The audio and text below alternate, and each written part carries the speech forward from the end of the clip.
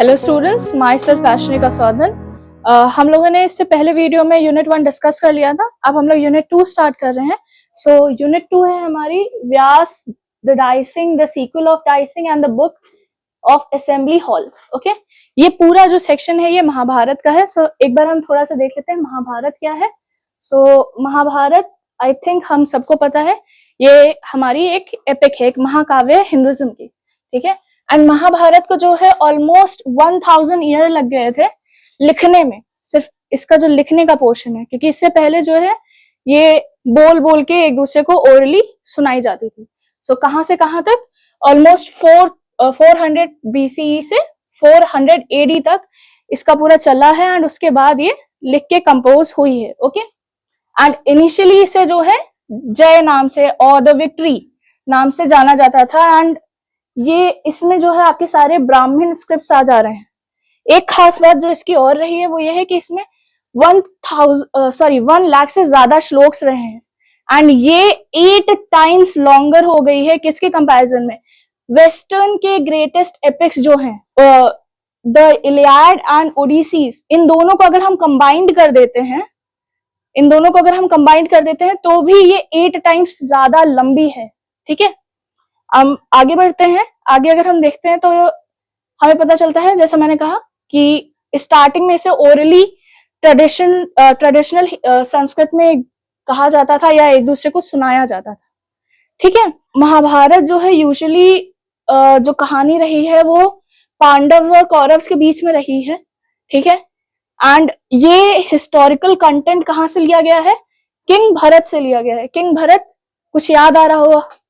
हल्का सा याद आ रहा हो? हम लोगों का जो लास्ट वीडियो था यूनिट 1 में, उसमें शकुंतला के बेटे को कहा था मैंने कि ये भरत नाम से जाने जाएंगे। उन्हीं के डायनेस्टी में आगे की जो पीढ़ी रही है उनकी स्टोरी है ये।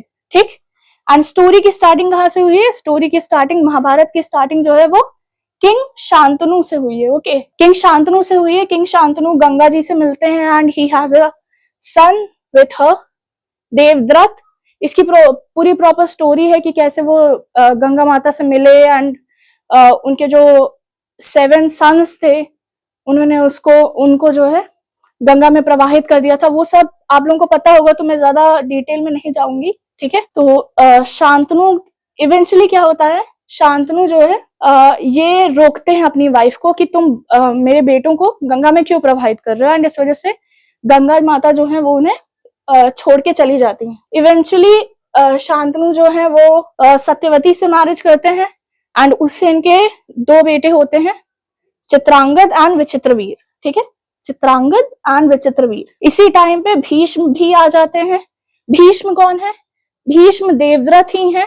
एंड देवव्रत जो है, अगर आप लोगों को पता हो, मोस्टली लोगों को पता होगा, जिन्हें नहीं पता मैं बता दूं, देवव्रत ने प्रतिज्ञा ली थी, उन्होंने एक प्रॉमिस लिया था कि वो कभी भी हस्तिनापुर का जो राज्य है उसका थ्रोन नहीं ओन करेंगे, एंड वो कभी किसी से शादी नहीं करेंगे। तो इसी प्रॉमिस की वजह से, इसी वाव की वजह से उन्हें भीष्म कहा गया था। ठीक है, आगे चलते हैं। तो आगे हमें स्टोरी मिलती है कि चित्रांगद जो है वो किंग बनते हैं, बट इवेंचुअली उनकी मौत हो जाती है।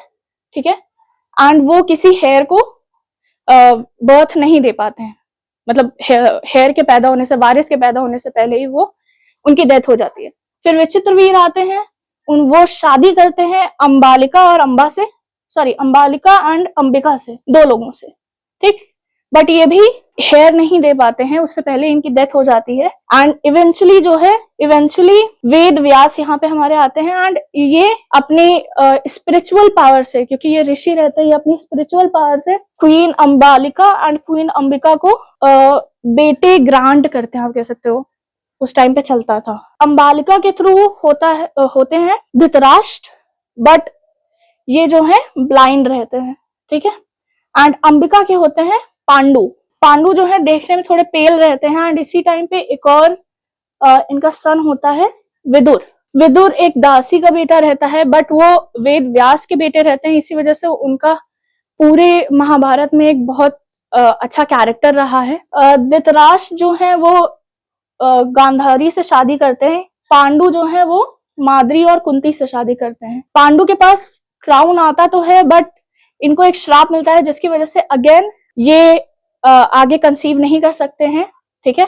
तो इवेंचुअली जो है धृतराष्ट्र के पास क्राउन आता है एंड धृतराष्ट्र बनते हैं कौरवों के पिता। एंड पांडु जो होते हैं, कुंती के पास एक एक वरदान रहता है जिसके थ्रू ये देवताओं से कंसीव कर सकते हैं, उनका आशीर्वाद ले सकती हैं, ठीक है। एंड इनके वरदान की वजह से पांडु के होते हैं पांडव्स, ठीक है। आगे चलते हैं। सो यहाँ पे पूरी ब्रीफ में स्टोरी आपको दी हुई है कि पांडव हो गए हैं, कौरव आ गए हैं, ठीक है। फिर दोनों के बीच में थोड़ी सी आप कह सकते हैं कहासुनी स्टार्टिंग से बनी रहती है। फिर जब क्राउन की बात आती है कि थ्रोन किसके पास जाए, क्योंकि युधिष्ठिर सबसे बड़े रहते हैं एंड फर्स्ट नंबर पे रहते हैं युधिष्ठिर एंड उसके बाद रहते हैं भीम, फिर आते हैं दुर्योधन। बट दुर्योधन जो है वो कौरवों में सबसे बड़े रहते हैं। तो ये कंफ्यूजन हमेशा रहती है कि क्राउन किसके पास जाएगा, दुर्योधन के पास या युधिष्ठिर के पास। एंड ये कॉन्फ्लिक्ट की मेन वजह बनती है। इवेंचुअली जो है हस्तिनापुर जो है वो दुर्योधन को मिलता है एंड काफी सारी लड़ाई एंड काफी सारी आर्ग्यूमेंट्स के बाद जो है खांडव फॉरेस्ट जो है वो पांडव्स को दिया जाता है, दुर्योधन को दिया जाता है रूल करने के लिए, ठीक है। अब काफी मेहनत के बाद अर्जुन एंड कृष्ण इन दोनों ने मिलकर खांडव फॉरेस्ट को जो है पूरी तरीके से एक नई सिटी बना दी, ठीक है, इंद्रप्रस्थ। अब ये इनको रूल कर रहे होते हैं, ठीक है, इस सिटी को रूल कर रहे होते हैं एंड ये सबको अपना जो राज्य है वो दिखाने के लिए बुलाते हैं, ठीक है। तो होता क्या है, जब युधिष्ठिर बुलाते हैं वहां पे दुर्योधन की इंसल्ट होती है, ठीक है। एंड इस इंसल्ट की वजह से दुर्योधन जो है वो डिसाइड करते हैं कि मैं इंद्रप्रस्थ भी इनके पास नहीं रहने दूंगा। एंड इसी वजह से दुर्योधन जो है सजेस्ट करते हैं धृतराष्ट्र को कि युधिष्ठिर को बुलाया जाए एक पासे के खेल के लिए, डाइस के खेल के लिए, ठीक है। युधिष्ठिर इसमें हार जाते हैं। तो पहले तो ये अपना राज्य हारते हैं, ठीक है, he loses his kingdom। फिर से होता है तो he loses his brothers and his wife and himself, ठीक है। वाइफ को भी खोते हैं, खुद को भी खोते हैं और अपने भाइयों को भी खोते हैं, ठीक है। फिर से दुर्योधन सजेस्ट करते हैं धृतराष्ट्र को कि एक और बार डाइस गेम हो एंड इस बार अगर युधिष्ठिर जीतता है तो मैं उसे सब कुछ दे दूंगा। सो अगेन एक और गेम होता है, ठीक है, जिसमें पांडव हार जाते हैं फिर से एंड उन्हें एग्जाइल किया जाता है, उन्हें वनवास मिलता है 13 साल का। वैसे वनवास तो 12 साल का मिलता है एंड 1 साल का उनके पास अज्ञातवास रहता है जिसमें उन्हें छुप के रहना रहता है सबसे, ठीक है। तो अभी जो मैंने आपको बताया कि किस तरीके से डाइसिंग गेम 3 बार होता है एंड पांडव खुद को, अपना राज्य खुद को एंड फिर उन्हें वनवास भी होता है, इन 3 सेक्शंस के बारे में आपको डिटेल में पढ़ना है क्योंकि ये 3 सेक्शंस आपके कोर्स में है, ठीक है। अभी हम बात करते हैं स्ट्रक्चर ऑफ महाभारत की। तो महाभारत जो है एक नरेटिव स्ट्रक्चर पे है, ठीक है। इसमें टोटल 18 बुक्स हैं। लाइक ये खुद में तो एक बड़ी बुक है, एक महाकाव्य है, बट उसके सब पार्ट्स हैं 18, ठीक है। इनको हम लोग पर्व कहते हैं, ठीक। 18 पर्व ये हो गए। इसके साथ लास्ट में एक 19th पर्व है जिसे हम लोग काली या हरिवंश पर्व कहते हैं। ये महाभारत का वैसे तो पार्ट नहीं है क्योंकि इसमें कृष्ण जी के बारे में पूरा सब कुछ बताया गया है, ठीक है। उनकी डायनेस्टी के बारे में पूरा बताया गया है, ठीक है। Lord Krishna dynasty. 18 पर्व हो गए। ये जो 18 पर्व हैं इसमें भी सब बुक्स हैं और सबको कंपाइल किया गया है, ठीक है। और उससे बनी है हमारी महाभारत, ठीक है। ये 18 नाम है, आदि पर्व, सभा पर्व, वन पर्व, ऐसे करके पूरे 18 नाम है एंड लास्ट में हमारा आ जाता है हरिवंश पर्व, ठीक है। नरेटिव स्टाइल की बात करें तो कॉम्प्लेक्स नरेटिव है क्योंकि 1000 साल में ये बुक लिखी गई है, ठीक है। इस वजह से कई सारे नरेटिव्स इसमें आए हैं एंड एक जगह से दूसरी जगह जो है लाइक बोल के पहले की गई है। तो एक नरेशन हुआ, दूसरा नरेशन हुआ एंड एक इंसान से जब बात दूसरे इंसान पर जाती है तो चीजें जो है थोड़ी बहुत बदल जाती हैं एंड इसी वजह से महाभारत में बहुत सारे एडिशंस एक्स्ट्रा हुए हैं, ठीक है। सो स्टार्टिंग जो है वो वेद व्यास जी ने की थी, ठीक है। इनका पूरा नाम है कृष्ण द्विपालन व्यास, ठीक है। एंड इन्होंने सबसे पहले अपने जो इनके जो शिष्य थे उनको सुनाई, ठीक है, नारद जी को सुनाई, नारद जी ने गॉड्स को सुनाई, फिर उससे अस्ति देवल आए, अस्ति देवल ने अपने एंसेस्टर्स को सुनाया, एंसेस्टर्स में उनका बेटा शुक भी आ गया, उसने जो है गांधार्स को सुनाई, यक्षस को सुनाई एंड राक्षसों को सुनाई, ठीक है।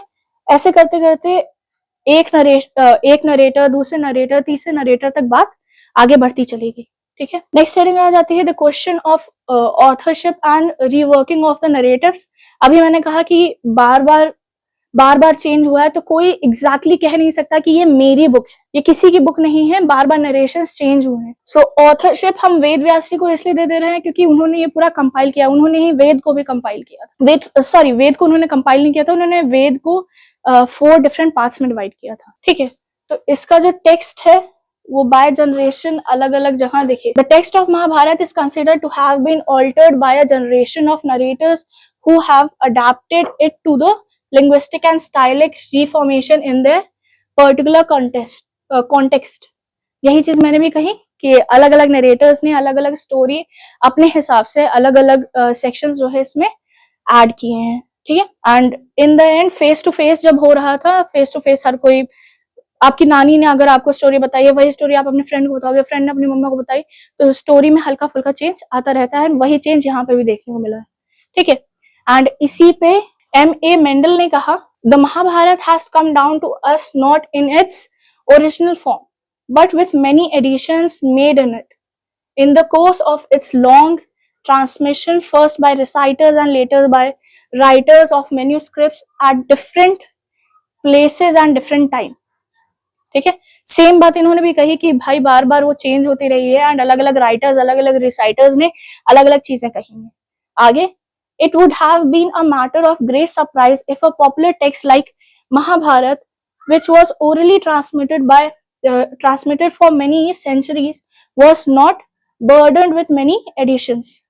अब बार बार जब इसमें अलग अलग लोग बोल रहे हैं, अलग अलग रिसाइटर्स और राइटर्स आ रहे हैं, तो बहुत अजीब सी बात हो जाएगी कि इसमें कोई चेंज नहीं है, ठीक है। सो ओरल लिटरेचर जहां पे भी आएगा वहां पे चेंजेस आ जाएंगे एंड इसी वजह से महाभारत को जो है वो फोक लिटरेचर की कैटेगरी में डाल दिया जाता है, क्योंकि इसको स्टार्टिंग में ओरली बोला जाता था, उसके बाद इसको रिटन फॉर्मेशन में लिया गया है, ठीक है। अब महाभारत को ओरल फॉर्मेशन में क्यों, महाभारत जो है वो फोक लॉर में क्यों आ रही है, फोक ट्रेडिशन में? रीजन वही चीज है कि बार बार चेंज होता गया है। अब कई क्रिटिक्स की वजह से, कई क्रिटिक्स का सीधा सीधा मानना है कि महाभारत में सिर्फ 2 मेन पॉइंट्स को डिस्कस किया गया है। पहला कि ये मेन स्टोरी है पांडव और कौरवों की, ठीक है। दूसरा कि ये एक लिटरेचर टेल है जो सपोर्ट करता है फोकलॉर्स को, फोकलॉर से मिलता जुलता है, इसीलिए फोक टेल्स को ये सजेस्ट करता है, ठीक है।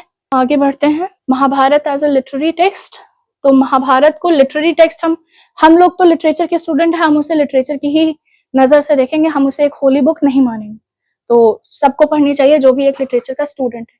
इस पे शेल्डन पेडलॉक का कहना था the Mahabharat represents itself for most part as itihas, an account of the way things indeed were. However, much modern scholarship may complicate the faculties of the record, yet the Mahabharat was not only itihas, it was also a kavya। So अभी तो हम लोग जो है, कई सारे लोग हैं जो कहते हैं कि महाभारत जो है वो भारत का इतिहास है, हिंदुस्तान का इतिहास है, बट हम एक बात नहीं भूल सकते, वो ये है कि ये एक्चुअली में एक काव्य था, it was a poem and it is a poem.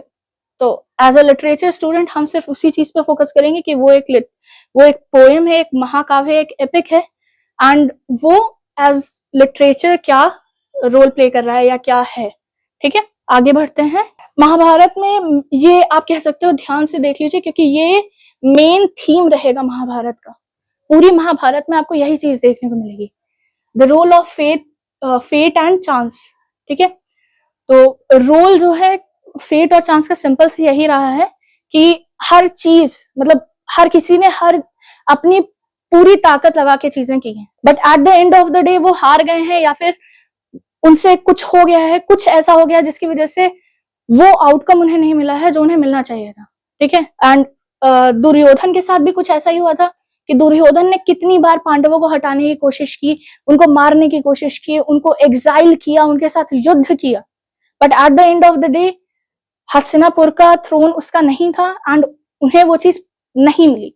ठीक है, एंड इसी में एक और एग्जाम्पल आ जाता है कर्ण का, कि हाँ वो सूर्यपुत्र थे, उन्होंने वो वैसे तो क्षत्रिय थे, सूर्यपुत्र थे, बट सोसाइटी के नजर में वो एक शूद्र के बेटे थे एंड उन्होंने हर चीज की, लाइक वो उन्होंने इतनी सारी चीजें की, उन्होंने जितने वेपन्स थे उनकी नॉलेज ली। ठीक है, ही बिकेम अ किंग।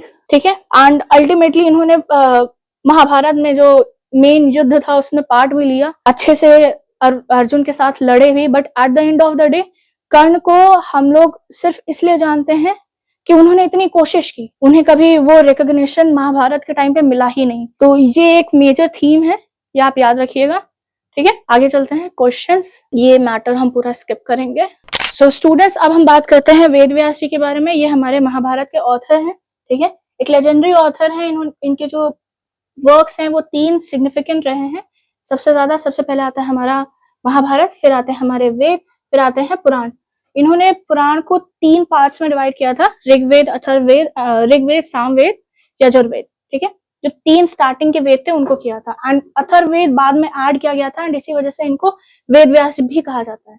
बाकी इनका पूरा नाम मैंने पहले भी आपको बताया कि इनका पूरा नाम है कृष्ण देव पायन वेद व्यास। ठीक है, एंड इन्हीं के बर्थ को हम कहते हैं गुरु पूर्णिमा या व्यास पूर्णिमा। ठीक है, एंड माना जाता है कि ये 7 चिरंजीवी में से हैं, ये अभी भी अर्थ पे जिंदा है। नेक्स्ट चलते हैं, अर्लियर लाइफ की अगर इनकी बात करते हैं तो महाभारत में एक काम तो इन्होंने किया है कि इन्होंने महाभारत को कंपाइल किया है। बीच में इनका एक सिग्निफिकेंट कैरेक्टर भी है। ठीक है, पेरेंट्स की बात करें तो इनकी मदर रहेंगी सत्यवती। ठीक है, क्वीन सत्यवती ही हैं। पहले उन्होंने शादी जो है इनके पिताजी से की थी ऋषि परस से। ठीक है, ऋषि परस जो है वो विष्णु पुराण इन्होंने लिखी थी। ठीक है, आगे देखते हैं तो इन्हें कहा जाता है कि वेद व्यास के पास जो है वो चार कुमारों का, नारद मुनि का और ब्रह्मा जी, इन तीनों का ज्ञान जो है, जितना ज्ञान इन तीनों के पास है उतना ज्ञान वेद व्यास जी के पास भी है। ठीक है, एंड अभी जो है करंट में यानी कि कलयुग में जो है ये उत्तराखंड में जो है गंगा नदी के पास। ठीक है, महाभारत में इनके रोल की बात करें तो ये सत्यवती के बेटे रहे हैं। ठीक, एंड सत्यवती जो है वो एक फिशरमैन की बेटी थी। ठीक है, इन्होंने किंग शांतनु से शादी की। किंग शांतनु से इनको 2 बेटे हुए, मैं आपको पहले बता चुकी हूँ, विचित्रवीर एंड चित्रांगद। ठीक है, ये 2 बेटे इनको हुए, बट दोनों की डेथ हो गई थी, एंड उसके बाद जो है वेद व्यास की हेल्प से हस्तिनापुर का जो राज्य है वो आगे चला है, एंड धृतराष्ट्र और पांडु की बर्थ हुई है। ठीक है, ये सब हम ऑलरेडी डिस्कस कर चुके हैं। इनके वर्क्स की बात करते हैं तो ट्रेडिशनली जो है ये एक सेज थे, one of the greatest sages थे, ऑथर्स थे उस टाइम के, एंड इन्होंने जो है हिंदू फिलॉसफी, मिथोलॉजी और स्पिरिचुअलिटी पे चीजें लिखी हैं। ठीक है, महाभारत में ये एज अ नरेटर भी काम किए हैं एंड एज अ कैरेक्टर भी हैं, मैंने आपको पहले डिस्कस किया है। जब महाभारत लिखने की बात आई थी तब वेद व्यास जी जो हैं वो गणेश जी के पास गए थे। अगर ये स्टोरी आप लोगों ने गणेश जी की एक मूवी आई थी माय फ्रेंड गणेशा, या एनिमेशन कोई आपने देखा हो गणेश जी का, उसमें ये पूरी प्रॉपर डिस्कस है कि वेद व्यास जी जो हैं शिव जी के पास जाते हैं एंड फिर वो कहते हैं कि महाभारत जो है वो गणेश जी लिख सकते हैं, बट कंडीशन क्या थी कि उनको 1 फ्लो में लिखना है, एंड वेद व्यास के लिए कंडीशन थी कि ये कभी रुकेंगे नहीं। ठीक है, तो अगर लिखने की बात करें कि हाथ किसका था, वो गणेश जी का था, इन्होंने लिखा है। ठीक है, he wrote it and he narrated it. ठीक है, ये नरेटर थे, वो राइटर थे, एंड इसमें जो है ट्रेडिशनली इसका नाम जो है जय था, जिसे हम लोग विक्ट्री कहते हैं इंग्लिश में। ठीक है, एंड इसमें जो है जो मेन कन्वर्सेशन जो है वो धृतराष्ट्र और संजय के बीच में है। बीच में एक सेगमेंट आया है जहां पे धृतराष्ट्र और संजय डिस्कस कर रहे हैं, एंड उन्होंने पूरा जो है महाभारत की स्टार्ट टू एंड एक दूसरे को बताई है। ठीक है, आगे चलते हैं। इसमें जो क्रिटिक्स का कहना है कि इसमें भगवत गीता का जो सेक्शन है, ठीक है, वो बाद में ऐड किया गया है, स्टार्टिंग में नहीं था, वो बाद में ऐड किया गया है, ठीक है। मेजर कैरेक्टर्स की बात करें तो सबसे पहले युधिष्ठिर, ये पांडव के एल्डेस्ट बेटे थे, पांडु के एल्डेस्ट बेटे थे, ठीक है। धर्मराज के बेटे थे, कुंती और धर्मराज के बेटे थे, ठीक। कुरुक्षेत्र वॉर में इनका सबसे ज्यादा इम्पैक्ट रहा है, क्योंकि वॉर ही इसीलिए हो रही थी कि ये किंग बनेंगे या ये किंग बनेंगे या दुर्योधन किंग बनेगा। एंड इन्होंने ही डाइस रोल्स में, डाइस के गेम में जो है खुद को, अपनी वाइफ को और अपने भाइयों को खोया था, एंड उसके बाद इन्हें 13 साल का वनवास भी मिला था, ठीक है। नेक्स्ट कैरेक्टर है अर्जुन। अर्जुन अगेन पांडु पुत्र हैं ये, एंड इंद्रदेव और कुंती के पुत्र हैं ये। काफी अच्छे वॉरियर थे ये, स्किल्ड आर्चर थे ये, ठीक है। एंड इन्होंने जो है द्रोण से शिक्षा ली थी, ठीक है। द्रोण से इन्होंने आर्चरी और सब कुछ करना सीखा था। नेक्स्ट आते हैं कर्ण। मैंने पहले भी बताया कर्ण जो है वो सूर्य पुत्र थे, कुंती और सूर्य देव के पुत्र थे ये, बट ये कुंती जी की शादी से पहले के थे, तो उन्होंने उनको ओन नहीं किया था, कुंती माता ने इन्हें ओन नहीं किया था। दुर्योधन के फ्रेंड रहे हैं, दुर्योधन की काफी हेल्प की है, इवन स्टार्टिंग में दुर्योधन की वजह से ही इन्हें राज्य मिला था, अंग राज्य नहीं मिला था, ठीक है। एंड इसी वजह से ये वॉर में दुर्योधन के साइड से लड़े हैं। इनका मेन एम था कि ये अर्जुन को मार सके, but in the and Arjun ने इनको मारा था, ठीक है। नेक्स्ट कैरेक्टर है भीम। पांडु के सेकंड सन है ये, पवन देव और कुंती के पुत्र हैं। इनके पास अनमैच्ड फिजिकल स्ट्रेंथ थी, करेज था, वैलर था इनके पास, ठीक है। काफी अच्छे से ये लड़ लेते थे, एंड फिजिकल फाइट्स ये बहुत आसानी से जीत लेते थे, ठीक। नेक्स्ट कैरेक्टर द्रौपदी का। पांडवों की वाइफ है ये, द्रौपदी का चीरहरण हुआ था, वो आपका सेगमेंट है, हम लोग उस पर भी डिस्कशन करेंगे। प्रिंसेस थी ये, पांडव की वाइफ रही हैं ये, एंड इन्हें फोर्स किया गया था कि ये सबके सामने मेडन सर्वेंट बन के आए। अपने हस्बैंड्स के साथ इन्होंने 13 इयर्स का एग्जाइल झेला है, ठीक है। ये वन ऑफ द रीजन बनती है कि महाभारत होगी, सेकेंडरी रीजन बनती है। नेक्स्ट आता है धृतराष्ट्र। ये हस्तिनापुर के किंग रहे हैं, ब्लाइंड किंग थे, ठीक है। कौरवों के पिताजी थे, पांडु के बड़े भाई थे, ठीक है। एंड इन्होंने काफी कोशिश की कि चीजें धर्म से चलें, एंड इनको सजेशंस भी मिले कि आप युधिष्ठिर को प्रॉपर चीजें कर दें जैसा युधिष्ठिर का राइट है, बट अपने बेटे के प्यार दुर्योधन के प्यार में इन्होंने धर्म का रास्ता नहीं चूज किया, अधर्म की तरफ चले गए। नेक्स्ट कैरेक्टर दुर्योधन का। कौरवों में सबसे बड़े थे ये, ठीक है। धृतराष्ट्र के सबसे बड़े बेटे थे ये। इनके पास भी फिजिकल स्ट्रेंथ काफी ज्यादा थी। ये भीम को हमेशा compete करने की कोशिश करते थे, उनसे जीतने की कोशिश करते थे। वैसे तो क्राउन्ड प्रिंस बनना चाहते थे ये, कि राज्य इन्हें ही मिले। इन्होंने ही युधिष्ठिर को ट्रिक किया था कि डाइस का गेम खेलते हैं, एंड दुर्योधन ने कोशिश की थी लेक में छुप के भीम को मारने की भी। आगे बात करते हैं नेक्स्ट कैरेक्टर है शकुनी का।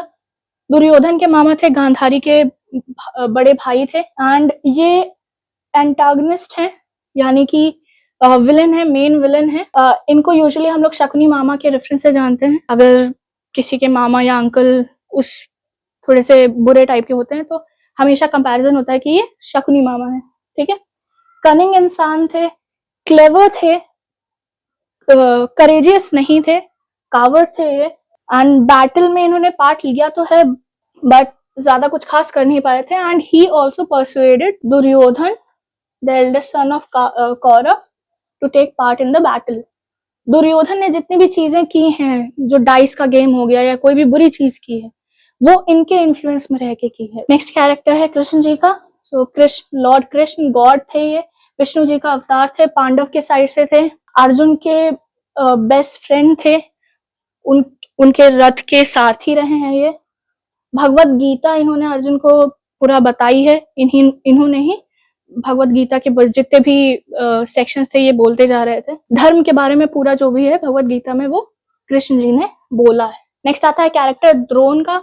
द्रोण जो है वो कौरव और पांडव के गुरु थे, उन्होंने ही सबको शिक्षा दी है, मेंटोर रहे हैं, ठीक है। महाभारत में इनका रोल बहुत सिग्निफिकेंट रहा है, काफी टाइम तक रहा है, ठीक है। दुर्योधन के साथ काफी इनकी अच्छी किंगशिप रही है, ठीक है।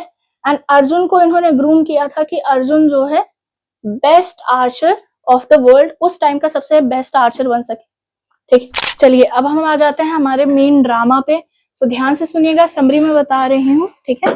द डाइसिंग की, तो द डाइसिंग, इसको हम लोग द गेम ऑफ डाइस के नाम से भी जानते हैं।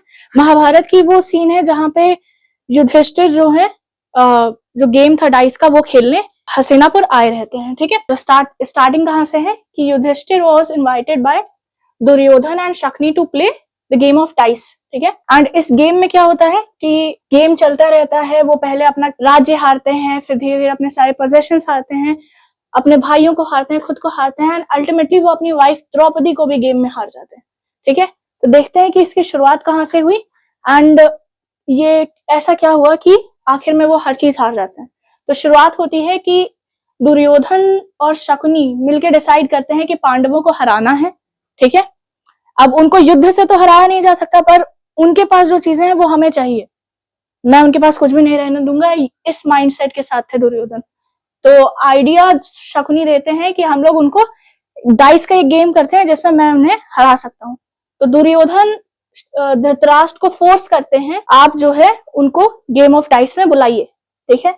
काफी रिक्वेस्ट करने के बाद एंड एंड में वो धमकी भी देते हैं कि अगर आपने मेरी बात नहीं मानी, क्योंकि धृतराष्ट्र समझ रहे थे कि जो दुर्योधन कह रहा है वो एक गलत तरीका है, क्योंकि युधिष्ठिर जो है वो एक बिगिनर है इस गेम में, वेयरएज शकुनी जो है वो एक एक्सपर्ट। तो धृतराष्ट्र कहते हैं कि एक बार विदुर से बात कर लो, क्योंकि उसके इंटेंशंस हमेशा राज्य के हित के लिए रहते हैं, नोबल इंटेंशंस रहते हैं। अगर वो तुम्हारी बात से अग्री करता है तो तुम उनको इनवाइट कर लेना। पर दुर्योधन ये बात जानता था कि विदुर जो है वो हमेशा पांडव को फेवर करता है एंड वो कभी इनकी बात को नहीं मानेगा, क्योंकि जो ये कह रहे हैं वो गलत है। तो आखिर में वो धमकी देते हैं कि अगर आपने मेरी बात नहीं मानी तो मैं खुद को मार लूंगा। इस धमकी को सुनने के बाद धृतराष्ट्र जो है आखिर में मान जाते हैं कि चलो ठीक है, मैं मान रहा हूँ, एंड मैसेज भेजा जाता है युधिष्ठिर को कि वो हस्तिनापुर आए एंड पार्ट ले गेम ऑफ डाइस में। तो मैसेज मिलते ही युधिष्ठिर महाराज की बात मान के हस्तिनापुर आ जाते हैं। Next day he game of dice शुरू किया जाता है एंड इस गेम ऑफ डाइस में शुरू करने से पहले युधिष्ठिर जो है वो शकुनी को कहते हैं कि चीटिंग मत करिएगा, कोई अनफेयर मीन्स मत यूज कीजिएगा। तो इस पे शकुनी जो है वो चैलेंज करते हैं या इंटिमिडेट करते हैं उन्हें कि क्या आप डर रहे हो कि कोई अनफेयर मीन्स यूज होगा। तो युधिष्ठिर इससे थोड़ा सा अग्रेसिव हो जाते हैं एंड वो गेम खेलने के लिए रेडी हो जाते हैं, ठीक है। तो अब गेम स्टार्ट होता है एंड इसमें स्टार्टिंग में युधिष्ठिर जो है अपना चैरियट लगाते हैं, वो हार जाते हैं। 1000 एलिफेंट्स लगाते हैं, वो हार जाते हैं बेट पे। 100,000 स्लेव्स बेट पे लगाते हैं, वो हार जाते हैं। चैरियट्स हार जाते हैं, हॉर्सेस हार जाते हैं, अपनी खुद की आर्मी एंड ट्रेजर्स जितने रहते हैं वो सब हार जाते हैं। विदुर बीच में ट्राई करते हैं कि ये जो गेम चल रहा है ये अनफेयर मीन से चल रहा है एंड ये रुक जाए, बट कोई इफेक्ट नहीं होता एंड दुर्योधन कंटिन्यू करते हैं, युधिष्ठिर गेम कंटिन्यू करते हैं एंड आखिर में वो अपने ब्रदर नकुल, सहदेव, अर्जुन, भीम सबको लगाते हैं, खुद को लगाते हैं एंड वो हार जाते हैं बेट, ठीक है। लास्ट में उनके पास सिर्फ एक चीज बचती है, वो है उनकी वाइफ द्रौपदी। वो द्रौपदी को भी बेट पे लगाते हैं एंड यहाँ पे जो क्राउड है वो बहुत ही एंग्रीली रिस्पॉन्स करती है एंड द्रौपदी को घसीट के जब कोर्ट में लाया जाता है तो द्रौपदी भी क्वेश्चन करते हैं कि क्या ये जो गेम हो रहा है एंड जिस तरीके से द्रौपदी को ट्रीट किया गया है वो अप्रोप्रिएट है या नहीं। एंड इसमें क्राउड एंग्री तो है बट कोई खड़ा नहीं हो रहा है एक्सेप्ट विकर्ण। विकर्ण दुर्योधन के यंगर ब्रदर है, ठीक है, एंड वो अग्री करते हैं कि द्रौपदी जो कह रही है वो सही है एंड ये अनफेयर मीन से हो रहा है एंड ये गेम रोक देना चाहिए, ठीक है। पूरी जो क्राउड रहती है वो अग्री करती है, जितने भी महल सभा में लोग हैं वो सब अग्री करते हैं विकर्ण से, बट कर्ण खड़े होके कह देते हैं कि तुम छोटे हो, तुम्हें तो यहाँ होना ही नहीं चाहिए था, तुम शांति से बैठ जाओ। एंड विकर्ण की जो बातें होती है वो डिसमिस कर दी जाती है। एंड इसके बाद क्या होता है, दुर्योधन द्रौपदी को ह्यूमिलिएट करने के लिए उनको इनवाइट करते हैं कि आइए मेरी थाइस पे बैठिए एंड वो अपने यंगर ब्रदर दुशासन को ऑर्डर करते हैं कि वो वो द्रौपदी को जो है वो है अनड्रेस करे, ठीक है। तो शासन ट्राई करते हैं अनड्रेस करने का उन्हें, बट कृष्ण जी की हेल्प से कृष्ण जी बीच में आ जाते हैं, वो अपनी मैजिकल पावर्स के साथ बीच में आ जाते हैं एंड वो द्रौपदी की हेल्प करते हैं एंड उनके ऑनर को डिफेंड करते हैं। ये मिरेकल, ये चमत्कार देख के पूरी असेंबली शॉक रह चुकी है, ठीक है। And in the and Bhim जो है वो वाव लेते हैं, वार्निंग भी देते हैं एंड वाव भी लेते हैं कि वो दुशासन के हार्ट को निकाल के एंड उनका ब्लड वो पिएंगे। एंड वो दुर्योधन को धमकी देते हैं कि I will break your thighs, जिस थाइस को तुमने इशारे से कहा है मेरी वाइफ को बैठने के लिए, मैं उसको तोड़ दूंगा। अब ये चमत्कार देख के धृतराष्ट्र पूरी तरीके से डर चुके हैं एंड वो द्रौपदी से सॉरी मांगते हैं, कहते हैं कि आप मुझे माफ कर दीजिए। एंड वो द्रौपदी को 2 बूंस देते हैं। पहले बूंद में द्रौपदी जो है वो कहती है कि मैं जो 4 भाई हैं लाइक नकुल, सहदेव, भीम एंड अर्जुन, आप इन्हें आजाद कर दीजिए। एंड सेकेंड बूम में वो युधिष्ठिर को भी कहते हैं कि आप फ्री कर दीजिए, ठीक है। अब उन्होंने अपने पतियों के लिए सब कुछ मांगा है, तो धृतराष्ट्र कहते हैं कि मैं तुम्हें एक और बूंद देता हूँ। तो वो कहती है नहीं, मुझे कुछ और नहीं चाहिए। एंड इतना सब होने के साथ धृतराष्ट्र जो है वो पांडव जितनी भी चीजें अपनी हारे होते हैं वो सब उन्हें वापस कर देते हैं, ठीक है। एंड आखिर में इन द एंड युधिष्ठिर जो है वो अपने राज्य वापस चले जाते हैं इंद्रप्रस्थ। तो ये तो बात हो गई डाइसिंग की, कि कैसे डाइसिंग शुरू हुई, क्यों वो गेम आया एंड क्या क्या हुआ, ठीक है। अब इसके बाद भी कैसे डाइसिंग हमने देखा कि कैसे डाइसिंग की पूरी सीन आई कि गेम ऑफ डाइस आएगा, क्यों वो हुआ एंड उसमें उस गेम में पूरा क्या क्या हुआ, ठीक है। एंड अभी भी जो है दुर्योधन जो है वो खुश नहीं थे क्योंकि सब कुछ वापस किया जा चुका है एंड उनके हाथ कुछ नहीं आया है। तो वो फिर से धृतराष्ट्र को अर्ज करते हैं, रिक्वेस्ट करते हैं कि वो पांडव को फिर से बुलाए, फिर से एक गेम होना चाहिए, ठीक है।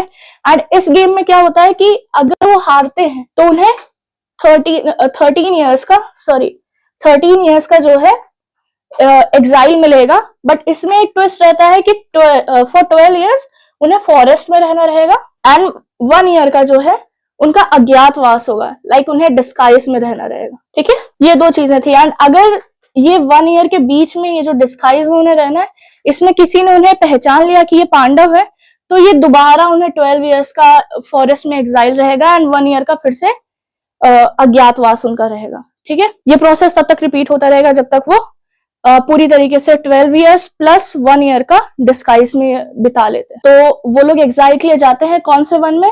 खांडव वन में जाते हैं, ठीक है। एंड कौन कौन जाता है? तो 5 पांडव एंड द्रौपदी जाते हैं, कुंती माता नहीं जाती उनके साथ। रीजन ये रहता है कि ओल्ड एज की वजह से वो बहुत ज्यादा वीक हो चुकी हैं, तो विदुर उनसे कहते हैं कि माता को मेरे पास ही रहने दो, मैं उनका ध्यान रखूंगा, आप अपनी वाइफ और अपने ब्रदर्स के साथ जाइए, ठीक है। सो पांडव जो है चले जाते हैं खांडव वन में। अब वहां पे सिर्फ पांडव नहीं रहते हैं, पांडव के साथ कुछ ओबीडियंट ब्राह्मण्स रहते हैं एंड कुछ सर्वेंट्स भी रहते हैं उनके साथ। एंड इसके दौरान जो है द्रौपदी जो है सबके लिए खाना बनाती रहती है एंड उनके पास एक आप कह सकते हो कि भगवान की तरफ से या देवताओं की तरफ से दिया हुआ एक पॉट रहता है, जिसपे वो जब तक कुक करेंगी, जब तक आखिर में वो खाना नहीं खा लेंगे, तब तक उसमें से खाना कभी खत्म नहीं है। एंड यहीं पे कृष्ण उनसे मिलने आते हैं एंड पांडव जो है वो बहुत ज्यादा डिप्रेस्ड रहते हैं कि हमें इतनी सारी हार्डशिप और सफरिंग मिल रही है। बट यहाँ कृष्ण उन्हें समझाते हैं कि ये जो आपकी हार्डशिप और सफरिंग्स है, इसकी वजह से जो है आप पूरे भारत का या पूरे जो वर्ल्ड है उसका जो है आप रूल करेंगे एंड धर्म को फिर से आप स्टैब्लिश करेंगे दुनिया में, ठीक है। एंड इसमें पूरा जो है कि गैम्बलिंग से क्या क्या लॉसेस होते हैं एंड ये किस तरीके से इमोरल एक्ट है, एक ईविल को फेवर करता है, ये सब कृष्ण जो है वो युधिष्ठिर को समझा रहे होते हैं कि गैम्बलिंग जो है वो हमेशा ईविल को करती है एंड युधिष्ठिर जो है वो हमेशा धर्म के साइड रहे हैं, तो ऑब्वियस सी बात है कि गैम्बलिंग उन्हें कभी सपोर्ट नहीं करने वाली थी। आगे वो कहते हैं कि ये जो डाइसिंग का गेम था, इसका सबसे फाइनल रिजल्ट होगा वो होगी द बैटल ऑफ कुरुक्षेत्र, जो लास्ट में हमारे इन द एंड हुई है कौरव और पांडव के बीच में, जिसमें पांडव की जीत होती है एंड कौरव जो है वो हार जाते हैं। अब आपके यूनिट 2 के मैंने 2 टॉपिक्स ले लिए हैं। नेक्स्ट टॉपिक आता है हमारा the book of assembly hall, ठीक है। इसको हम लोग सभा पर्व भी कहते हैं। ये हमने जो अभी तक game of dicing and the sequel of dicing पढ़ी, इससे पहले का है, तो ये पूरा बताता है कि क्या चीज कैसे हुई, ठीक है। इसमें टोटल 10 सब बुक्स हैं, ठीक है। महाभारत में आपको पहले बता चुके हो कि 18 सेक्शंस है, 18 पर्व है, अलग अलग जो पर्व है, उसमें हमारा सेकंड पर्व है सभा पर्व। इसके 10 सब बुक्स है जिसमें 81 चैप्टर्स हैं, ठीक है। हम लोग चैप्टर्स के पास चलते हैं, यानी कि फर्स्ट जो बुक रहती है उस पे चलते हैं, ठीक है। तो जो फर्स्ट बुक है वो है सभा क्रिय पर्व, ठीक है। अब इसकी मैं एक थोड़ी सी बैक स्टोरी दे रही हूँ कि युधिष्ठिर को जो है खांडव वन में जाने के लिए कह दिया गया है। धृतराष्ट्र ने उन्हें वो राज दे दिया है, वो फॉरेस्ट उन्हें दे दिया है, ठीक है। एंड ये एक ऐसा फॉरेस्ट था जहां पे ज्यादा कुछ था नहीं, ये बहुत ही अनकल्टिवेबल लैंड थी, ठीक है, कि वहां पे कुछ भी सरवाइव नहीं कर सकता। और दुर्योधन जो है वो ये लैंड भी देने के लिए अनविलिंग थे, बट अल्टीमेटली युधिष्ठिर को ये लैंड मिल जाती है। तो क्या होता है कि लैंड में जब फॉरेस्ट में वो लोग जाते हैं तो सबसे पहली चीज कि अर्जुन जो है मायासुर को वहां पे बचाते हैं फॉरेस्ट फायर से। अब उन्होंने मायासुर को बचाया है मरने से, तो मायासुर वो कहता है कि मैं आपके लिए कोई एक ऐसा काम करूंगा, प्लीज मुझे आप अपनी सेवा का मौका दीजिए ताकि मैं आपको रीपे कर सकूं। तो अर्जुन को तो कुछ नहीं चाहिए होता, वो कहते हैं कि आप कृष्ण जी की हमेशा बात मानिएगा, जो कृष्ण कहेंगे वो आपको करना है। तो कृष्ण मायासुर से कहते हैं कि आप एक ऐसा पैलेस कंस्ट्रक्ट करिए युधिष्ठिर के लिए जो दुनिया में कहीं पे भी ना हो। तो मायासुर जो है वो पैलेस कंस्ट्रक्ट करते हैं युधिष्ठिर के लिए, वो एक क्लब लाते हैं भीम के लिए, क्लब गदा को कहते हैं, एंड वो अर्जुन के लिए एक शंख भी लाते हैं। तो खांडव वन में पैलेस क्रिएशन हो गया है, अर्जुन और भीम को कुछ गिफ्ट्स भी मिल गए हैं मायासुर की तरफ से, ठीक है। अब पैलेस के क्रिएशन के बाद प्रॉपर सेरेमनीज और प्रोसीजर्स जो होते हैं एक नए घर में जाने से पहले वो होते हैं, ठीक है। एंड उसके बाद कुंती माता और पांडव जो है वो सब उस पैलेस में जाते हैं, एंड उस पैलेस का नाम फाइनली पड़ जाता है खांडव प्रस्थ पैलेस, ठीक है। आगे चलते हैं, आगे नेक्स्ट हमारा पर्व यानी कि नेक्स्ट जो सब बुक है वो आ जाती है लोकसभा ख्याना पर्व, ठीक है। इसमें पैलेस बन चुका है, वो लोग पैलेस में प्रॉपर प्रोसीजर्स के साथ जा चुके हैं, वो लोग वहां रह रहे हैं, ठीक है। एंड एक दिन नारद मुनि युधिष्ठिर से मिलने आते हैं, एंड मुनि आए हैं, वो भी देव मुनि आए हैं, तो उनका प्रॉपर वेलकम किया जाता है, प्रॉपर उनको ऑनर किया जाता है, एंड इस सब चीजों से वो सेटिस्फाइड रहते हैं। तो वो युधिष्ठिर से बहुत सारे सवाल पूछते हैं, ठीक है। तो सबसे पहला सवाल होता है कि क्या वो युधिष्ठिर जो है वो प्रॉपर अपना टाइम दे रहे हैं किन चीजों को, पुरुषार्थ की जो 4 चीजें हैं, यहाँ पे तो 3 मेंशन की गई है, पुरुषार्थ की जो 3 चीजें उनको धर्म अर्थ काम। अब जब ये उनको ये वो सेटिस्फाइड हो जाता है कि हाँ युधिष्ठिर दे रहे हैं, तो इसके बाद वो युधिष्ठिर को एक प्रॉपर एडमिनिस्ट्रेशन, एक राज्य को कैसे चलाया जाए उसके बारे में वो उनसे क्वेश्चंस भी पूछते हैं और उनको बहुत सारी एडवाइसेस भी देते हैं। तो सबसे पहला क्वेश्चन हो जाता है कि वो पूछते हैं कि क्या युधिष्ठिर 7 मीन्स का यूज कर रहे हैं अपने राज्य को चलाने के लिए, क्या वो ध्यान रख रहे हैं कि उनके पास 6 रॉयल एट्रीब्यूट्स हैं या नहीं, क्या वो प्रॉपरली अपने जो उनके सोल्जर्स हैं उनकी पेमेंट, फूड और सप्लाईज हर चीज का ध्यान रख रहे हैं या नहीं। अगर इनमें से कुछ भी नहीं होगा तो उनका जो आर्मी है वो वीक हो जाएगी, उनकी ट्रूप वीक हो जाएगी, एंड उसके बाद वो एक अच्छे राजा नहीं बन पाएंगे। फिर आगे वो पूछते हैं कि क्या वो ध्यान रख रहे हैं कि फार्मर्स की हेल्थ सही से है या नहीं, क्योंकि एक राज्य का जो मेन फ्लो चल रहा होता है या एक राज्य उसके फार्मर्स की वजह से ही स्ट्रांग होता है, खाना नहीं होगा तो कैसे चलेगा। एंड लास्ट में वो उन्हें एडवाइस करते हैं कि आप स्टार्टिंग के 2 क्वार्टर्स जो हैं उसमें आप सोइए, रात के जो 2 क्वार्टर्स हैं, फिर उसमें से 3rd क्वार्टर जो एक दिन का आता है उसमें आप अर्थ और धर्म के ही बारे में सोचिए एंड उस पर डिस्कशंस करिए। सब जब नारद मुनि हर चीज से सेटिस्फाइड हो जाते हैं कि हाँ युधिष्ठिर हर चीज कर रहे हैं, जो नहीं कर रहे हैं वो आगे करेंगे, तब वो युधिष्ठिर को एडवाइस करते हैं कि उन्हें राजस्वी यज्ञ करना चाहिए। नारद जी ने एडवाइस कर दिया है राजस्वी यज्ञ करने के लिए। अब आते हैं हम हमारे 3rd पर्व पे जो कि है राजस्वी आरंभ पर्व। इसे हम राजस्वी पर्व के नाम से भी जानते हैं, एंड इसमें 7 चैप्टर्स हैं, 265 वर्सेस हैं। इसमें युधिष्ठिर ने नारद मुनि की बात तो मान ली है, अब वो सबसे पूछते हैं कि क्या मैं राजस्वी यज्ञ कर सकता हूँ, क्या मेरे अंदर वो क्वालिटीज है या नहीं, एंड अगर ये राजस्वी यज्ञ हो जाता है तो मुझे कौन सी पोजीशन मिलेगी। तो उन्हें पता चलता है कि हाँ वो पूरी तरीके से केपेबल हैं, क्वालिफाइड हैं, एंड अगर वो राजस्वी यज्ञ कंप्लीट कर लेते हैं तो उन्हें अजात शत्रु की पोजीशन मिल जाएगी या the emperor of the world की पोजीशन मिल जाएगी। एंड एडिशनली उन्हें बताया जाता है कि अभी शिशुपाल जो है वो गवर्नर डिफेंडर है, एंड जब वो गवर्नर डिफेंडर है, एंड करंट में जो एम्परर है उनका नाम है जरासंध। जब तक जरासंध अलाइव है तब तक राजसी यज्ञ करने का कोई मतलब नहीं होगा, युधिष्ठिर जो है वो अजात शत्रु या एम्परर नहीं बन पाएंगे। अब ये बात सुन के थोड़ा सा युधिष्ठिर डर जाते हैं, बट भीम, कृष्ण एंड अर्जुन ये तीनों लोग इनको अश्योर करते हैं कि वो खुद जाएंगे जरासंध के पास, एंड वो ध्यान रखेंगे कि जरासंध की डेथ हो जाए ताकि जो है युधिष्ठिर एम्परर बन सके। एंड कृष्ण जो है वो आगे इन्फॉर्म करते हैं कि जरासंध का बर्थ कैसे हुआ। वो राक्षसी जरा के सन थे, एंड जरासंध जो है वो ऑलरेडी कृष्ण से नफरत कर रहे हैं क्योंकि उनके नेफ्यू कंस को कृष्ण जी ने मारा था। नेक्स्ट पर्व पे चलते हैं। नेक्स्ट पर्व है हमारा जरासंध वध पर्व। 5 चैप्टर्स हैं, 280 वर्सेस हैं। तो अर्जुन, भीम और कृष्ण तीनों ने मिलके उन्हें समझाया है कि कैसे वो जरासंध को संभाल सकते हैं, या वो इतने स्ट्रांग हैं कि वो जरासंध का वध, मर्डर कर सकते हैं। ठीक है, फाइनली युधिष्ठिर जो है वो थोड़े से काम हो जाते हैं कि चलो ये तीनों लोग साथ में जा रहे हैं, एंड वो लोग मगध राज्य जाते हैं। तो ये लोग डिस्गाइज फॉर्म में जाते हैं, ब्राह्मण के उसमें, ठीक है, ब्राह्मण का वेश लेके। एंड वहां पे कृष्ण जो है वो कहते हैं कि तीनों कास्ट, ब्राह्मण, क्षत्रिय और वैश्य, ये तीनों ही सनातन वाउस जो है वो ले सकते हैं। तो अब इस पे जरासंध गुस्सा हो जाते हैं, एंड दोनों के बीच में आर्ग्यूमेंट होता है। अब इसमें धीरे धीरे होता है कि आर्ग्यूमेंट हीटेड हो रहा है, एंड फाइनली कृष्ण जो है वो सबके सामने अपनी आइडेंटिटी लाते हैं, एंड वो जरासंध को कहते हैं कि जितने भी प्रिंसेस को उन्होंने इम्प्रिजन किया है, जरासंध की आदत थी कि अगर कोई उनको चैलेंज करने आता था वो उसे हरा के जेल में बंद कर देते थे। तो कृष्ण का कहना था कि जितनों को भी आपने अपने जेल में बंद किया है उन सबको आजाद कर दीजिए। जरासंध डिक्लाइन करते हैं एंड ऑप्ट करते हैं 101 फाइट। ठीक है, भीम और जरासंध के बीच में युद्ध होता है, एंड आखिर में लॉर्ड कृष्ण की हेल्प से भीम जरासंध को मार देते हैं। एंड सहदेव, ये दूसरे सहदेव हैं, ये जरासंध के बेटे हैं। तो महाभारत में 2 सहदेव आ गए हैं, ध्यान रखिएगा। एक है पांडव सहदेव एंड दूसरे है जरासंध के बेटे।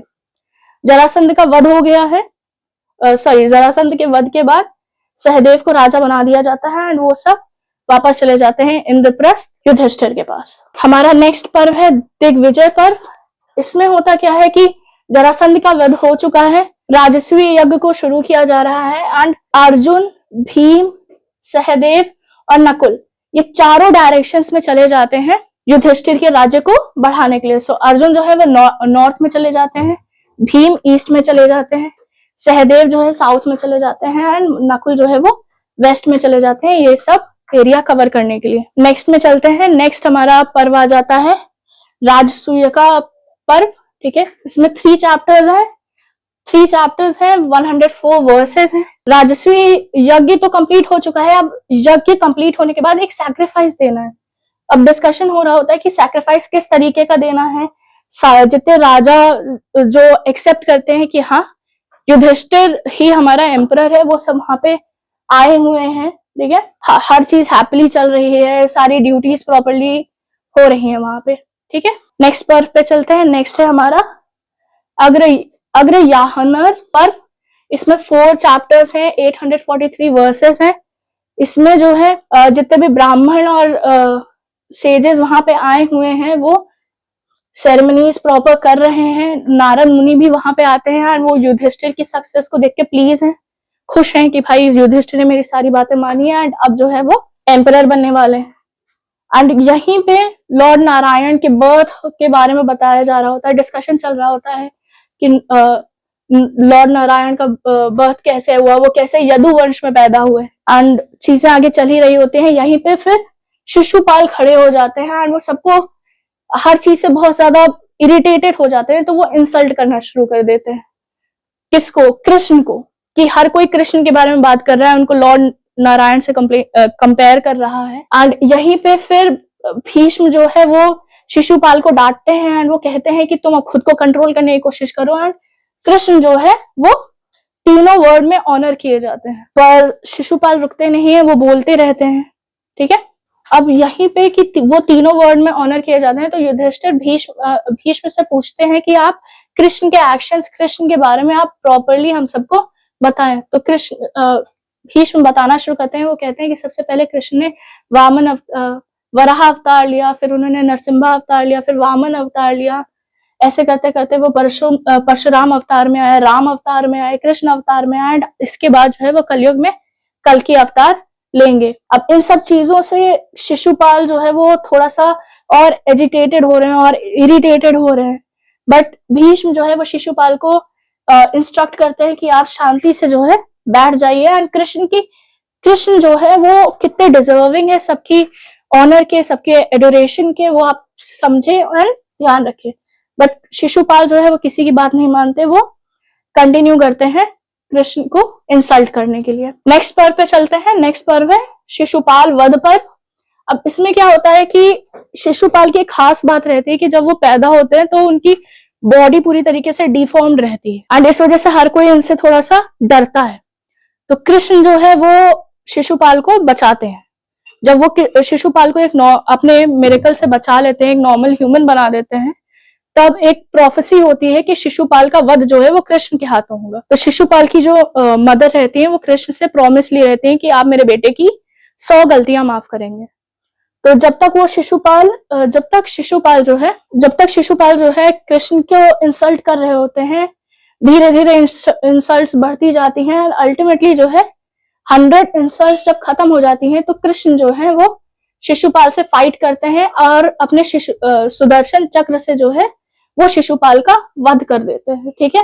इसके बाद शिशुपाल के बेटे को जो है युधिष्ठिर छेदी राज्य का राजा बना देते हैं। एंड सेरेमनी का सेक्रीफाइस पूरा हो चुका है, शिशुपाल को उन्होंने सैक्रिफाइस कर दिया है, एंड अब सेरेमनी कंप्लीट हो गई, सैक्रिफाइस हो गया, शिशुपाल के बेटे को किंग बना दिया गया, सारा काम खत्म हो गया है। तो कृष्ण जो है अब द्वारिका अपने किंगडम वापस चले जाते हैं। ठीक है। नेक्स्ट पर्व पे चलते हैं। नेक्स्ट पर्व है द्वत पर्व। ठीक है। इसमें 28 चैप्टर्स हैं, 889 वर्सेस हैं। ठीक है। एंड इसमें पूरी तरीके से बताया गया है कि युधिष्ठिर ने जब देखा था कि शिशुपाल का वध जो है वो इस वजह से हुआ था क्योंकि उसने कृष्ण को जो है इंसल्ट किया था, तो युधिष्ठिर जो है वो डिसाइड करते हैं कि अब वो किसी की इंसल्ट नहीं करेंगे, किसी का मजाक नहीं उड़ाएंगे। अब हम लोग वापस आ गए हैं डाइसिंग वाली सीन पे। ठीक है।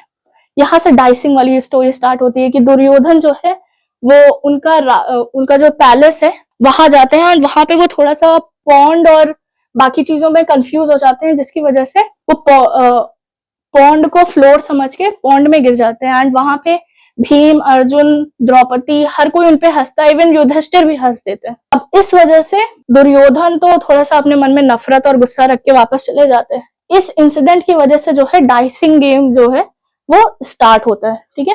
नेक्स्ट पर्व हमारा आ जाता है अनुद्वत पर्व। ठीक है। इसमें 8 चैप्टर्स हैं, 360 वर्सेस हैं, एंड इसमें हमारा जो the dicing and the sequel of dice वो पूरा इंक्लूड हो जाता है, एंड किस तरीके से चीजें आगे कंटिन्यू होती हैं वो पूरा सीक्वल जो है वो इस पर्व में मेंशन है। सो स्टूडेंट्स, यहाँ पे हमारा चैप्टर 2 का फर्स्ट टॉपिक खत्म हो गया है। चैप्टर 2 का सेकेंड टॉपिक हम स्टार्ट करते हैं। सो स्टूडेंट्स, हमारे सेकेंड यूनिट का फर्स्ट टॉपिक कंप्लीट हो चुका है। ठीक है। सेकेंड टॉपिक पे चलते हैं जो है थेरी गाथा। थेरी गाथा जो है वो पाली वर्ड से मिलकर बना है। 2 वर्ड्स है, थेरी और गाथा। Theory means Elder nuns and गाथा मीन्स वर्सेस। सो वो वर्सेस जो एल्डर नन्स ने लिखी है या कही है उनको कहा गया है थेरी गाथा। थेरी गाथा जो है ये एक बुद्धिस्ट टेक्स्ट है। इसमें 73 पोएम्स है। ठीक है। एंड इन्हें जितनी भी एल्डेस्ट नन्स थी, वहां के एल्डर नन्स थी जिन्होंने इनलाइटमेंट अटेन कर लिया था, वो अरिहंत बन चुकी थी, उन्होंने लिखा है। एंड इसमें जो है लॉर्ड गौतम बुद्ध के लाइफ स्पैन में ही ये सब हुआ है, मतलब बुद्धा जो जिंदा थे तब की ये स्टोरी है, लाइक ये वर्सेस है। ठीक है। आगे चलते हैं। तो ये 3rd सेंचुरी के आसपास लिखी गई है, एंड कुछ चीजें जो है, वैसे तो ये 6th to 5th BC में लिखा गया है, बट कुछ सेक्शंस जो है वो 3rd BC में ऐड किए गए हैं। ठीक है। एंड थोड़े बहुत सेक्शंस जो है वो 1st बुद्धिस्ट काउंसिल के टाइम पे भी ऐड किए गए हैं। सारी जो राइटर्स हैं वो सब विमेन हैं एंड फर्स्ट कलेक्शन जो है वो इसे इंडिया का माना जाता है। ठीक है, पाली लैंग्वेज की बात करें तो पाली लैंग्वेज यूज की गई है इसमें। ठीक है, बुद्धा की जितनी भी टीचिंग्स हैं वो सब लिखी गई हैं इसमें। एंड तेरी गाथा जो है वो कंपोज करने के लिए बुद्धा की टीचिंग्स को सबने अपने अपने मन से बताया है कि उन्होंने बुद्धा की टीचिंग से क्या सीखा। ठीक है, उसके बारे में बात की गई है। आगे चलते हैं तो इसमें जो है आपको टोटल 16 चैप्टर्स मिल जाएंगे। ठीक है, एंड जो लास्ट चैप्टर होता है हमारा इस बुक का, उसको हम लोगों ने द ग्रेट चैप्टर कहा है, द महानिपथ कहा है। एक चीज का ध्यान रखिएगा, हर चैप्टर को जो है चैप्टर नहीं कहा गया है, निपथ कहा गया है। एंड चैप्टर का नाम जो है वो नंबर ऑफ वर्सेस के हिसाब से दिया गया है। ठीक है, फर्स्ट चैप्टर पे चलते हैं। फर्स्ट चैप्टर का नाम है एक का निपथ। ठीक है, इसमें सिंगल वर्सेस है, 18 डिफरेंट नन्स ने लिखा है। सो सिंगल वर्सेस है, 18 नन्स ने लिखा है, यानी कि 18 पोएम्स है उसमें। फर्स्ट जो नन है वो अनआइडेंटिफाइड है, बट बाकी जो नाम है वो दिए हुए हैं। वो हो जाएंगे मुत्ता, पन्ना, तिशा। एक दूसरी तिशा है, यानी कि इसमें 2 नन्स हैं जिनका नाम तिशा है। ठीक है, धीरा, 2 धीरा है, 2 नन्स हैं जिनका नाम धीरा रहा है। फिर है मित्ता, भद्रा, उपासना। फिर एक दूसरी मुत्ता आ गई है, फिर से 2 नन्स हैं जिनका नाम सेम है। धम्मा दीना, विशाखा, सुमन, उत्तरा। 2 सुमन है, कुछ नाम रिपीट हुए हैं, धम्मा एंड संघ।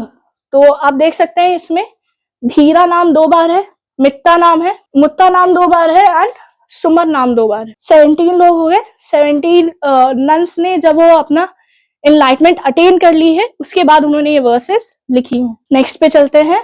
नेक्स्ट चैप्टर है दूका निपता। ठीक है, इसमें टोटल 10 पोएम्स है एंड इन 10 पोएम्स में 2 वर्सेस ईच है। ठीक, किन्होंने लिखी है? अभिरूपा नंदा, जयंता, ये सुमंगला की मदर है। फिर अधाकाशी, सीता, मेथिका।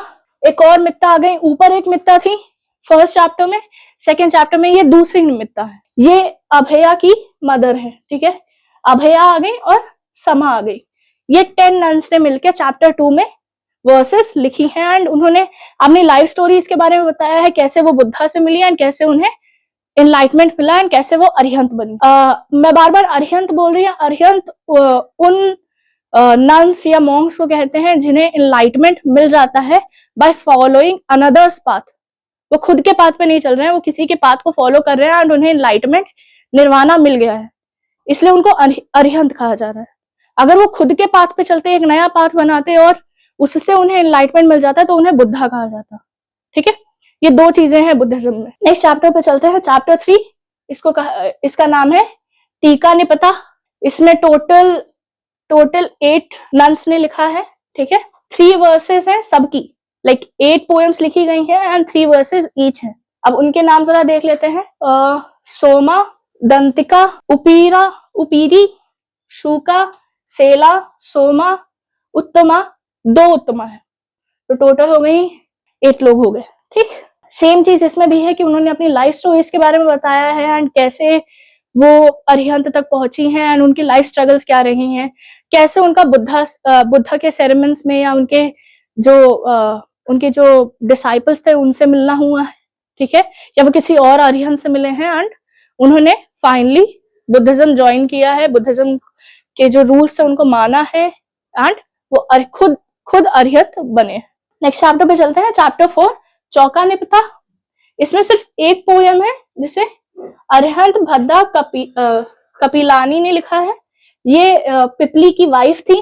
पिपली खुद एक दिन बुद्धा के सरमन में गए थे, वहां पे उन्होंने सुना एंड सुनते ही वो बुद्धा के एक डिसाइपल बन गए एंड आखिर में उन्होंने खुद अरिहंत प्राप्त किया है एंड ये इनका नाम पिपली से जो है महाकशापा हो गया।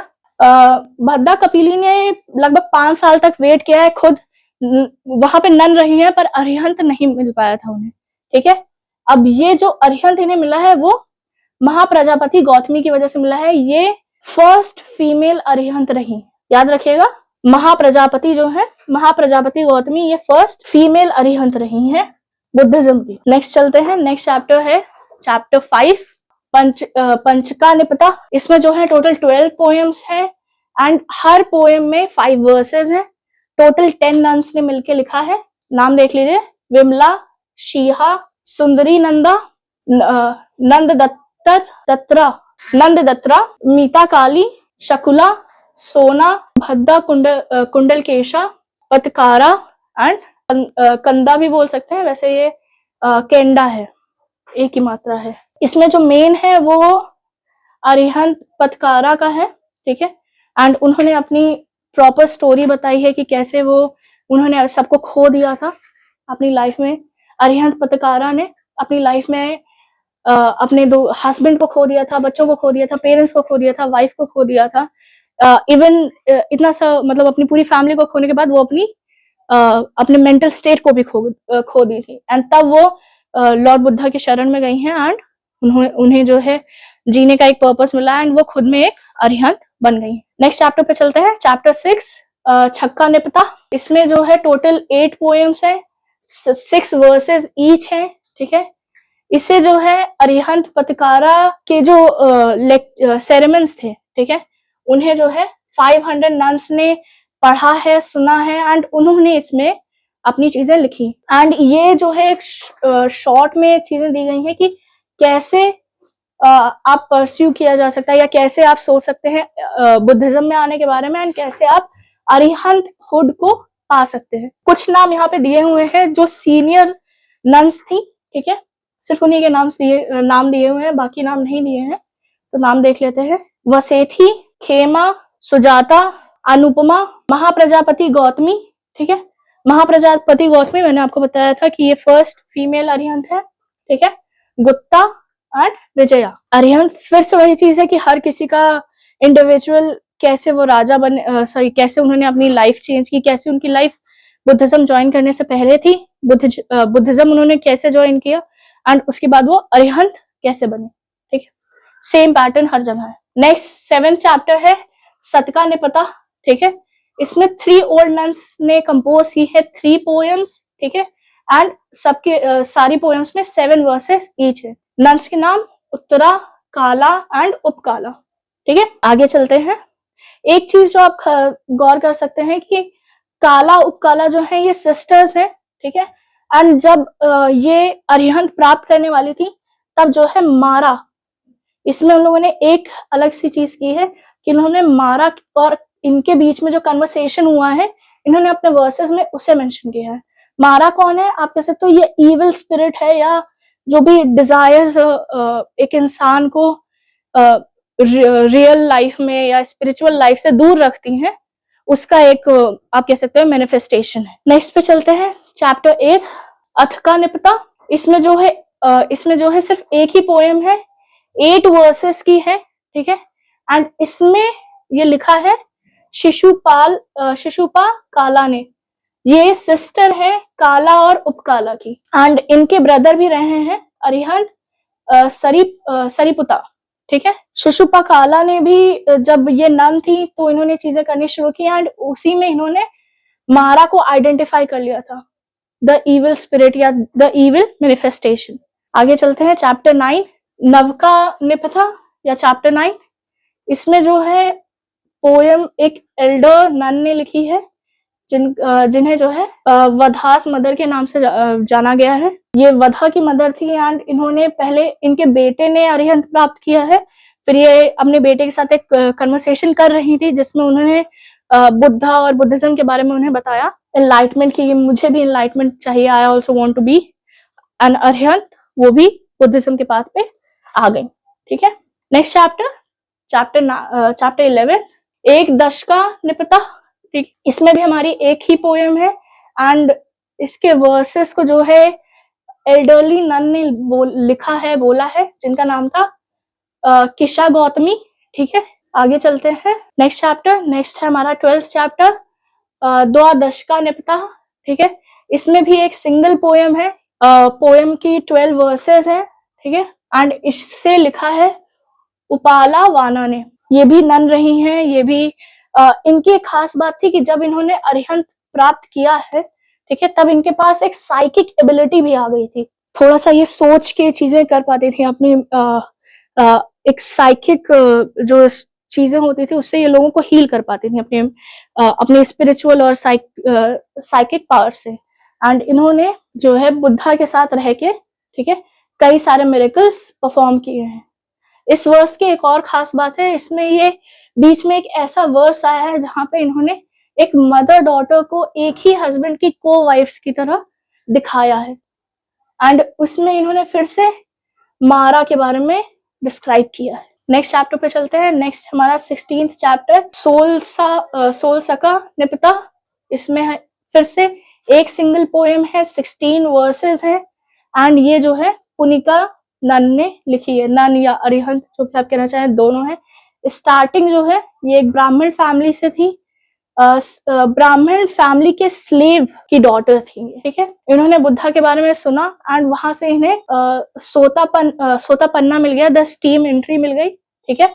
फिर उन्होंने बुद्धा की टीचिंग्स को फॉलो किया एंड इस चैप्टर में उन्होंने अगेन एक्सप्लेन किया है कि कैसे उन्हें अरिहंत की प्राप्ति हुई। आगे चलते हैं। नेक्स्ट है हमारा चैप्टर ऑफ 20s, विसाती निपता। इसमें 5 पोएम्स हैं एंड पोएम्स में जो है 19 से 28 के वर्सेस हैं, लाइक 90 to 28, किसी भी इनके बीच में कोई भी एक नंबर हो सकता है, डिफरेंट नंबर ऑफ वर्सेस रहेगी इसमें। किन किन ने लिखा है? अम्बा पालिका, रोहिणी, कापा, सुंदरी और सुभा ने, ठीक है। सबकी स्टार्टिंग या तो सेम पैटर्न पे हुई है कि उन्होंने बुद्धा का सरमन किसी से देखा या किसी अरिहंत का सरमन सुना, फिर या तो वो उन्हें फॉलो करना शुरू कर दिए हैं या फिर उन्हें एक स्टीम एंट्री मिल गई है, सोमपथ उन्हें मिल गया एंड इवेंचुअली उन्हें जो है अरिहंत की प्राप्ति हुई है। नेक्स्ट चैप्टर पे चलते हैं। चैप्टर ऑफ 30 हिंसा निपता, ठीक है। इसमें सिर्फ एक ही पोएम है, 30 वर्सेस की ये पोएम है एंड इसे जो है सुभा ने लिखा है, ठीक है।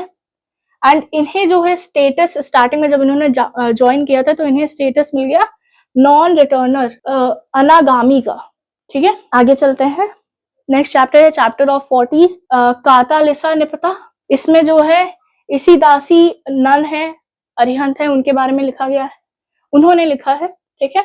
एंड एक ही पोएम है, 40 वर्सेस की पोएम है, ठीक है। इन्होंने अभी अपनी लाइफ को पूरा डिस्क्राइब किया है, जैसे उन्होंने कैसे वो अपने स्पाउसेस उनके क्राइम कर लेते थे एंड इवेंचुअली उनकी जो मैरिज थी वो टूट जाती थी एंड अल्टीमेटली उन्हें पता चलता है कि कुछ उनके प्रीवियस लाइफ एक्शंस की वजह से उनकी कोई मैरिज जो है वो सस्टेन नहीं कर पा रही है। तो फाइनली वो डिसाइड करती हैं कि मैं बुद्धिज्म को ज्वाइन करूंगी, बुद्धिज्म को फॉलो करूंगी, अरिहंत बनूंगी और मुझे ये डेथ निर्वाणा चाहिए ताकि मैं लाइफ और डेथ की इस साइकिल से फ्री हो सकूं। Last chapter the great chapter या महानिपता, ठीक है।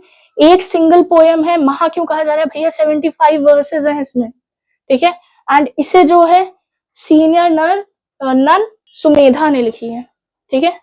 सुमेधा खुद एक रॉयल फैमिली से रही हैं पर उन्होंने कभी भी यंग एज से ही घर के जो कार्य थे उसमें कभी भी इंटरेस्ट नहीं दिखाया। उन्हें बुद्धिज्म की टीचिंग मिली, बुद्धा की टीचिंग मिली एंड उससे वो समझ गई कि सेक्सुअल प्लेजर्स जो हैं, जितने भी हमारे सेक्सुअल और सेंसुअल प्लेजर्स हैं वो कितने डेंजरस हो सकते हैं हमारे लिए एंड ये हमें the never ending cycle of birth and death में फंसा देते हैं। इवेंचुअली उनके पेरेंट्स चाहते थे कि वो राइट एज आने पे एक रॉयल फैमिली के मेंबर से शादी कर ले, बट इन्होंने कहा कि मैं शादी नहीं करूंगी एंड इन्होंने सुसाइड करने की भी धमकी दी, पर कोई माना नहीं उनके घर में, ठीक है। सो जो दूल्हे थे जो दूसरे रॉयल फैमिली से थे वो उनको देखने भी आए, बट ये पोटेंशियल हस्बैंड के सामने उन्होंने अपने बाल काट दिए एंड उन्होंने डिस्कस दिखाया शादी को लेके एंड वो बुद्धिज्म को फॉलो करना चाहती थी, ये उन्होंने उसके सामने भी रखा एंड अल्टीमेटली उन्होंने अचीव किया अपना फर्स्ट डीप मेंटल एब्जॉर्प्शन यानी कि ज्ञान। एंड ये सब उन्होंने लास्ट चैप्टर, फाइनल चैप्टर में एक्सप्लेन किया है कि कैसे उनकी फैमिली थी, कैसे कितना मुश्किल था उनके लिए बुद्धिज्म में आना एंड उसके बाद उन्होंने कैसे अरिहंत या निर्वाणा की प्राप्ति की। सो स्टूडेंट्स, इसके साथ होता है हमारा यूनिट 2 खत्म। अगर आपको वीडियो अच्छी लगी हो तो लाइक कीजिएगा, शेयर कीजिएगा। कोई डाउट्स होते हैं, कोई क्वेश्चंस होते हैं तो कमेंट बॉक्स में बता दीजिएगा। मैं आपसे मिलती हूँ हमारे नेक्स्ट वीडियो में, जिसमें हम यूनिट 3 डिस्कस करेंगे। Thank you.